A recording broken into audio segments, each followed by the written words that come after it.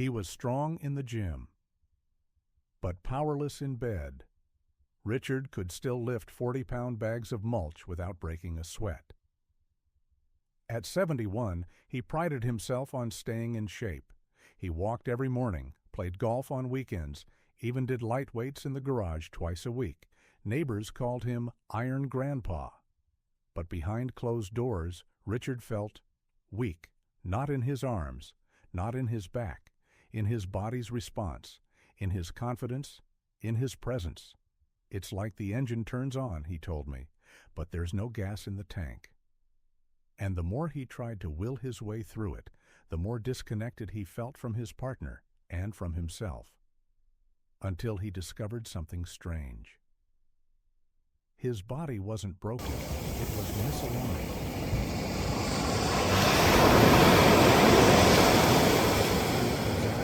Blood flow or intimate endurance. The muscles that matter for that kind of strength? He wasn't training them at all. The bedroom is not a bench press. We've been conditioned to think of exercise as chest, biceps, abs. But when it comes to restoring bedroom energy, especially after 60, it's not about size, it's about synergy. Here's what most men don't realize. Your sexual vitality isn't just hormonal, it's mechanical. It's about circulation, breath, pelvic function, core stability, and the slow pulse of muscles you haven't thought about in decades. These are not the flashy muscles, they are the foundation, and when they weaken, even if your arms are strong, everything else begins to sag. Posture, pelvic circulation, erection, quality, endurance, even confidence. Richard had trained for appearance, but now he was ready to train for intimacy, the forgotten muscle that starts it all. The first exercise I gave Richard wasn't sexy, it wasn't hard, but it changed everything. It was this. A slow, controlled pelvic tilt on the floor. He laughed. "What is this, a breathing class?" I nodded. Exactly. Because here's what it does. Re-engages your core and pelvic floor, improves blood flow to the lower abdomen, signals to your nervous system that safety and connection is possible. And most importantly, it awakens the muscles responsible for sustaining an erection. You don't need 10 reps of 200 pounds. You need 10 mindful movements that reconnect you to your hips, breath, and lower core. Richard started doing it every morning, just 5 minutes. By the second week, he said, "I don't know why, but I feel more alive, even before coffee." The surprising truth about energy. Most men think energy in the bedroom comes from testosterone. And yes, hormones matter.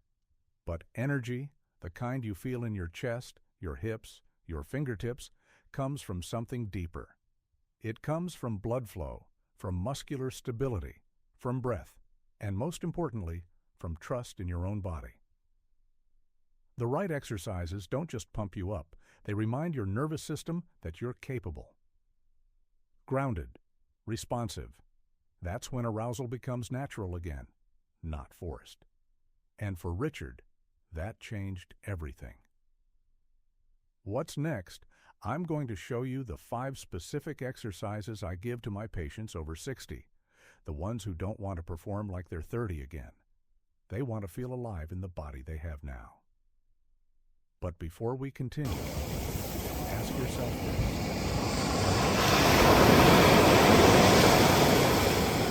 Because in the next chapter, you'll meet Luis, a 68-year-old former marathoner who thought stamina meant speed.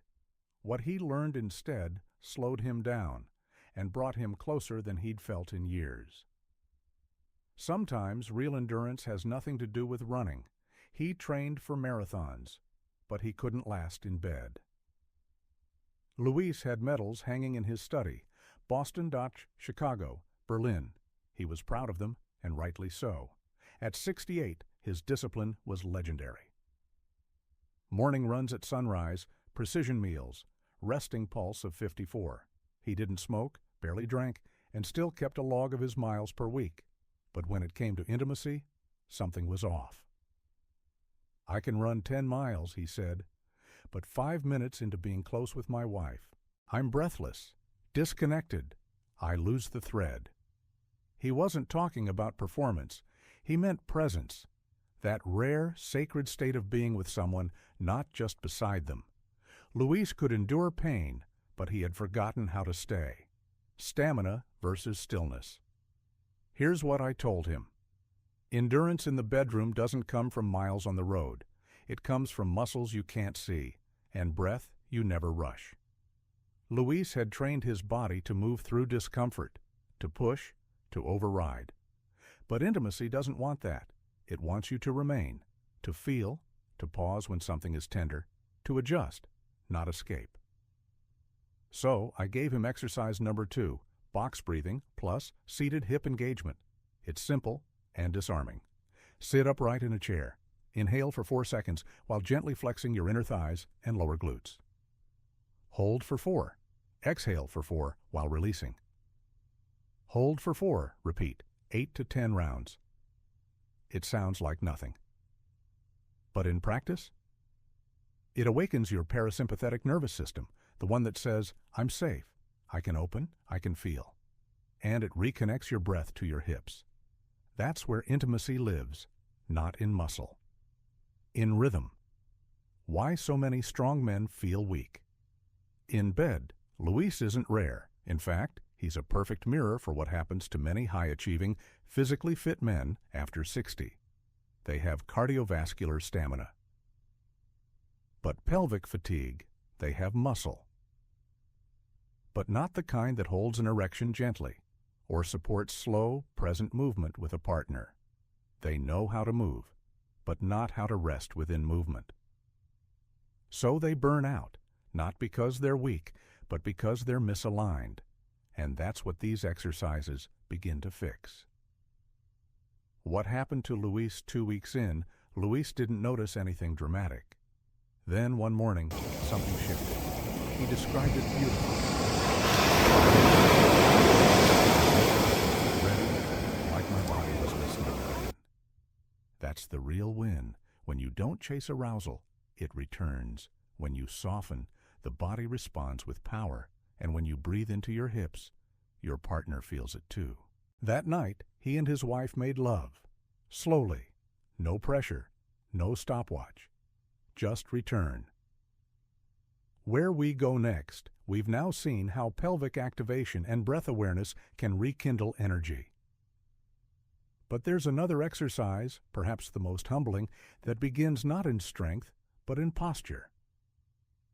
Because posture isn't just about appearance, it's about blood flow. And in our next chapter, I'll introduce you to George, 74, stoic, quiet, with a back like a question mark, who didn't know that his spinal curve was cutting off his own vitality, until we opened him up, literally. What followed was more than an exercise. It was a physical rewrite of his story. He thought it was just a bad back, but it was blocking his desire. George didn't complain much. He was 74, a retired engineer, the kind of man who spoke with numbers more than feelings. He had 3 kids, 5 grandkids, and a recliner he called Mission Control. He walked slowly, with hands clasped behind his back. His shoulders curled forward, as if protecting something precious or hiding something broken. "My posture's shot," he said one day. "But what do you expect? I'm not 20. He wasn't in pain. Not exactly, but something else had gone quiet. His erections were soft, his breath was shallow, and intimacy, once a place of warmth, now felt like a room he couldn't enter without a map. "I want it," he said, eyes down. "But my body, it just folds in." The posture-intimacy connection. Most men never hear this, but the way you stand, literally, affects the way you love. Here's how. When your upper back collapses, your rib cage compresses. Your diaphragm has less room to move. You breathe shallowly. Oxygenation drops. Pelvic circulation slows. Blood flow to the genitals weakens. And perhaps most subtly, your entire body is telling your nervous system, "I'm tired. I'm closing. I'm protecting. You cannot open to intimacy while your spine is saying, retreat. And George's spine had been whispering, retreat, for years. So we began with something deceptively simple. Exercise. Number 3. Wall angels plus breath ladder. Imagine standing with your back flat against a wall. Heels, buttocks, shoulders, and back of your head all touching. Raise your arms up like a goalpost, elbows against the wall. Now slowly, snow angel your arms up and down, keeping contact with the wall. Breathe deeply. Do 3 slow rounds of 10. Why this matters? It opens your chest, realigns your spine, encourages deep diaphragmatic breathing. And most critically, it retrains your nervous system to feel upright and safe. It's not a gym workout. It's a reintroduction to your own verticality. And that changes everything. What happened to George? The first week, he said it felt silly. The second week, he noticed he was walking taller. The third week, his wife touched his shoulder while passing behind him in the kitchen, and he felt something stir. Not arousal, possibility. A shift, a sense that the door was no longer locked from the inside. The real cost of a collapsed chest. We associate poor posture with aging, but we rarely connect it to low libido, erectile struggles, emotional withdrawal, shallow sleep, and yes, even depression. Why? Because the body isn't just a machine. It's a storyteller, and when your spine curls forward, it's not just bones bending. It's your body saying, I'm shrinking away. The wall angel exercise isn't about fixing posture. It's about reclaiming shape. Your shape. Your space. Your right to stand tall, not for anyone else's gaze, but for your own internal readiness. What comes next? We've engaged the pelvis, we've reconnected breath, we've lifted the chest. But there's a fourth layer, and it's where emotion meets muscle. It lives in your hips. Because for many men over 60, the hips don't just tighten from age, they tighten from fear. Fear of failure, fear of exposure, fear of release. In our next chapter, we meet Darren, 66, recently divorced, who hadn't been touched in years. His hips were locked. So was his trust. But through one vulnerable grounding movement, that began to change. And what flowed through him wasn't just blood. It was grief, relief, and something quietly sacred. His hips were tight. But that wasn't the real problem.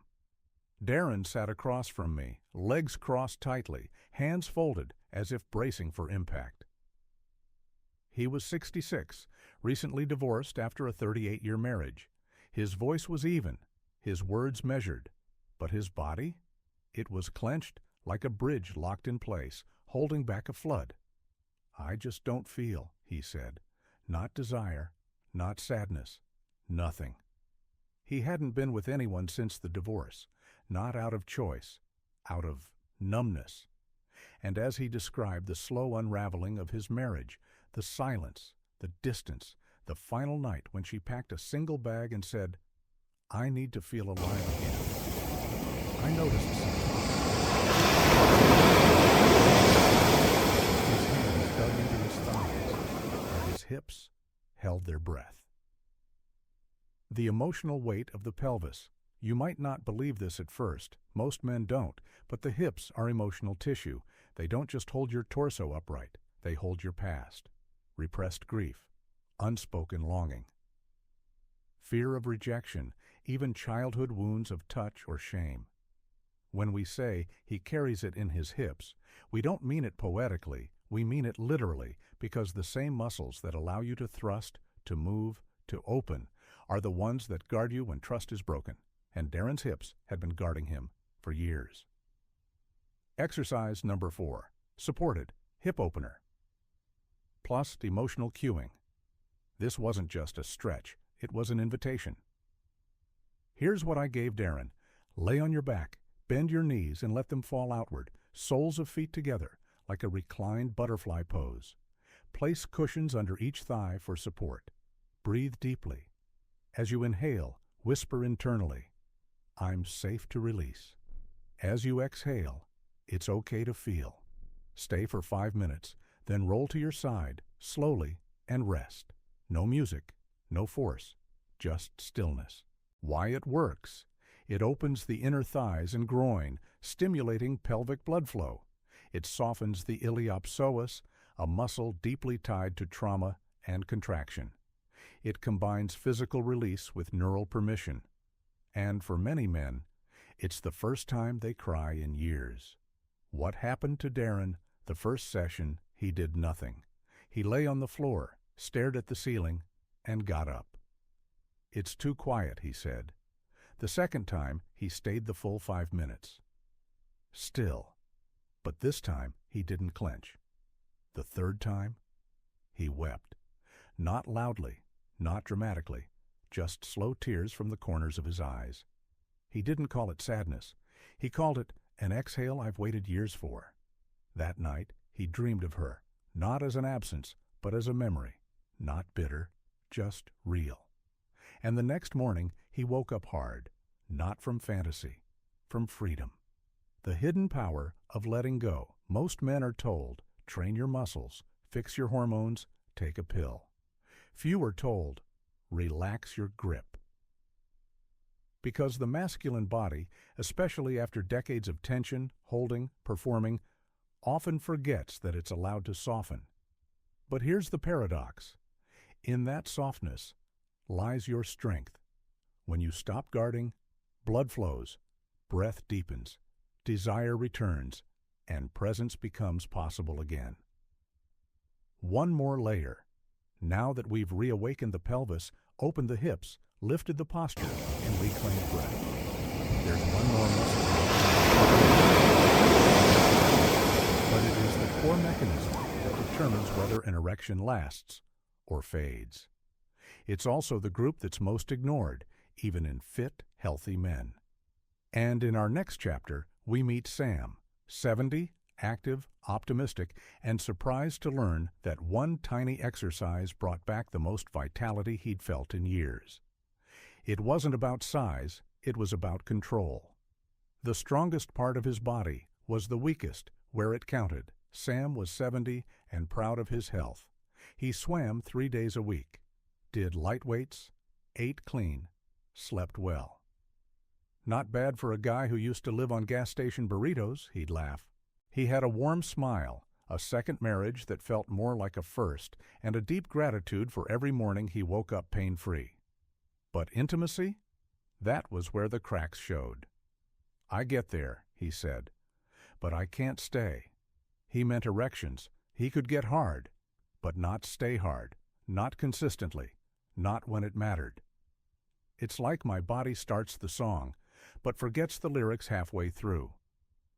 And that's when I knew what we needed to strengthen, not his chest, not his arms, but the floor beneath it all.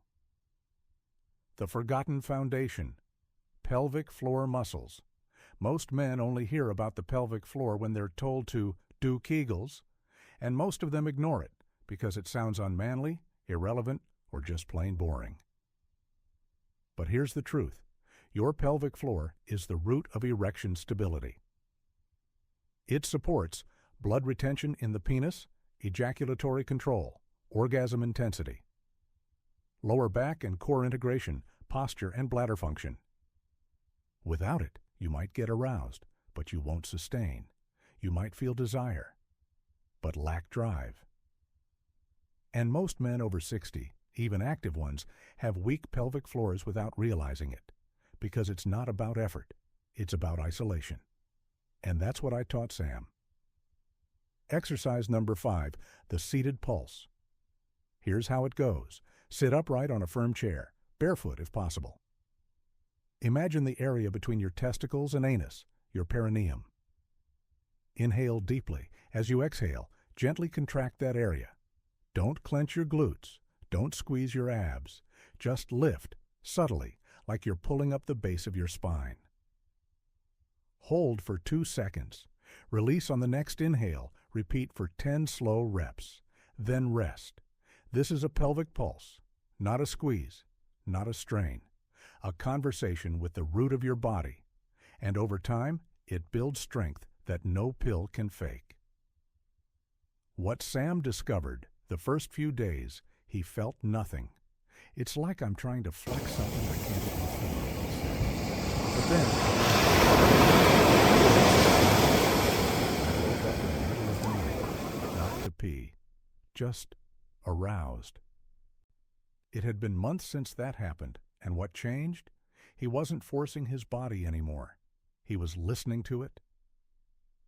By the second week, he told me, "It's like my body trusts itself again." And that's the hidden beauty of pelvic training.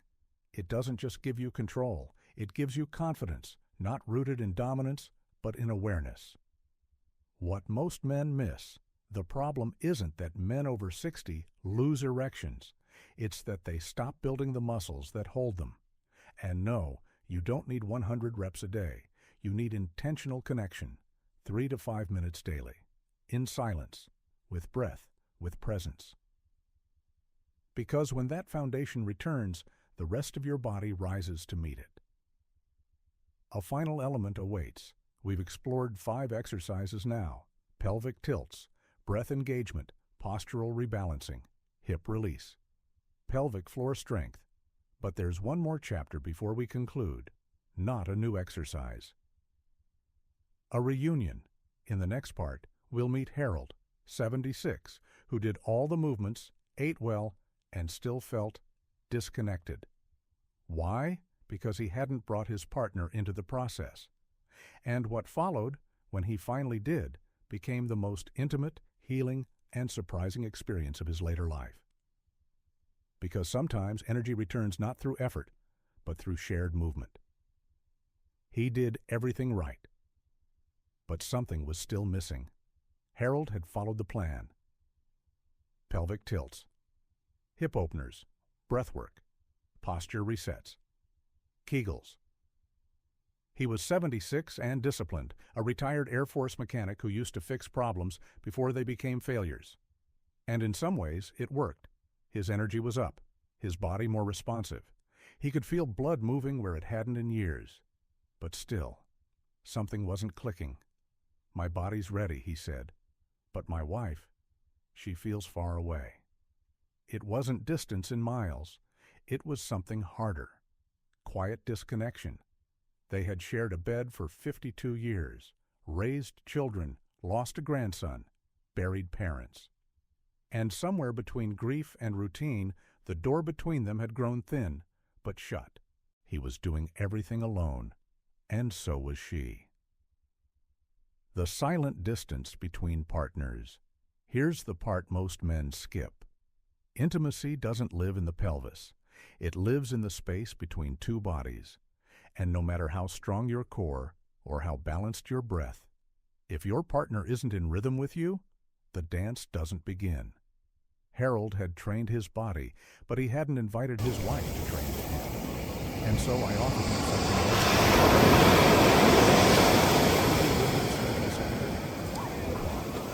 "You mean like yoga?" "No," I said. "I mean presence, shared breath, synchronized movement, side by side. No pressure, no agenda, just together." The partnered sequence. We kept it simple. Sit on the floor back to back, legs crossed, shoulders touching. Close your eyes. Inhale slowly together for 4 counts. Exhale for 4. Do this for 5 minutes, then turn to face each other. Hold hands and stay there. Quietly. No fixing, no performing, just being. Harold was skeptical. "Feels awkward," he said, but he agreed to try. What happened in the room? He came back a week later, blinking hard. We did it. I thought she'd laugh, but she didn't. Instead, she cried, softly, without drama, because for the first time in years, he wasn't trying to fix anything. He was just with her. And that night, not out of obligation or nostalgia, they made love, not like when they were 30, but slower, deeper. He said, "It felt like I could feel her again, not just her body, her." That's the moment many men miss. The shift from erection to encounter, from function to fellowship, from movement to mutuality. Why this matters. Your energy in the bedroom doesn't end at your skin. It radiates, it invites, or it isolates. And if you've trained your body but not your connection, you may still feel alone in the most intimate place of all. Bringing your partner into your practice is not a performance. It's a gift, a signal. You matter to me. Let's grow together. And often, that's when the deepest energy awakens, not in your muscles, but in your shared breath. The final chapter awaits. You've now met 5 men, 5 doorways into energy, intimacy, and restoration. Richard, who learned that arousal begins with the pelvis. Luis, who redefined stamina as presence. George, who stood taller and found circulation again. Darren, who released grief and let desire return. Sam, who strengthened the root and reclaimed control. And now, Harold, who invited his partner and found something deeper than erection. But there's one last story to tell. Not of effort, not of fixing, but of wholeness. Of what happens when a man realizes his body, just as it is not broken, only waiting to be honored. And in that honoring, something ancient returns. His aliveness. Would you like to hear how it ends? He thought he was broken. He was just waiting to come home to himself. Walter didn't come to me for sex. He came for sleep. At 81, he had made peace with many things. His thinning hair, his slower beat. But what he hadn't made peace with was silence. The silence of his own body. No pulse in his lower belly. No warmth in his chest. No flicker of life in the early morning hours. I just feel unused, he said. He didn't mean unworthy. He meant untouched by sensation, by desire, by his own life force. He thought he was done, but his body wasn't. The return of something deeper than sex. Walter didn't want to perform. He wanted to feel, to look at his own hands and remember. They were once instruments of tenderness, to roll over in bed and feel not frustration, but warmth. And so, in our final work together, I asked him not to move more, but to move slower. No exercises, no reps, just a practice I call presence rehearsal.